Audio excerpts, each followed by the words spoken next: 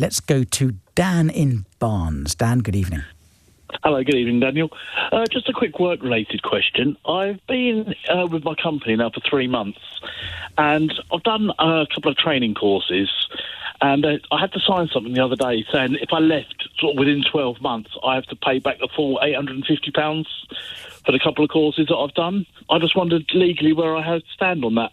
OK, did you sign this before or after you'd done the courses? I'd done one course, and I've got another one in a week's time. If this clause saying you've got to pay back any training if you leave within a year, it's remarkably common to have this in contracts, by the way, Dan. If that's in your contract, it is binding, and you would have to pay it back if you left within the year.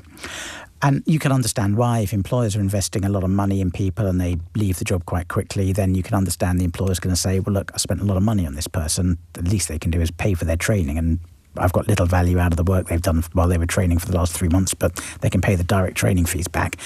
And courts generally agree with that and think that's reasonable. In connection with you being asked to sign a document halfway through your employment between the two sets of training, first of all, the wording is going to be important. Did it allow the employer to claim back the previous training or just training after the date you signed it? It was for both training courses. They just said it was an £850. What made you sign it?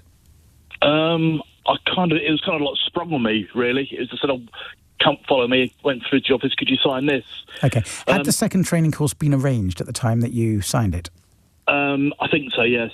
Yes, it had. It had. Did it specifically mention that second training course? No, it just said £850. So how did they know what the second training course would cost if you hadn't signed up? I think people have done them before at the company. Okay. You would have an argument here, quite a decent argument, that you aren't bound by that because you didn't offer any consideration. I'll explain what that means in a moment, but for law students listening, they'll know what that means.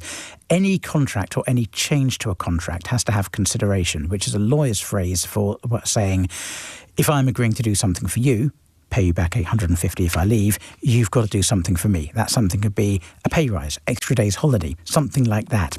And without the employer doing something in return for you, it's not a legally binding contract. Now, that's why I asked if the course had already been arranged, because if you signed that and then they arranged the course afterwards, relying on you having signed it, they'd have done something for you. They'd have put you through some more training. But if the course had been arranged before you signed it, then they haven't done anything for you in exchange for you signing that, which is why the timing is so crucial here. If that course was definitely arranged before you signed it, you've got a very good chance of resisting having to pay that. Having said that, Dan, they are inevitably going to dock it from your final salary. That's fine, but I get paid weekly and I don't earn £850 a week, and it's quite my problem is it's quite a toxic environment that I'm working in, and I thought if I just left, could they chase me for the money? Yeah, they could.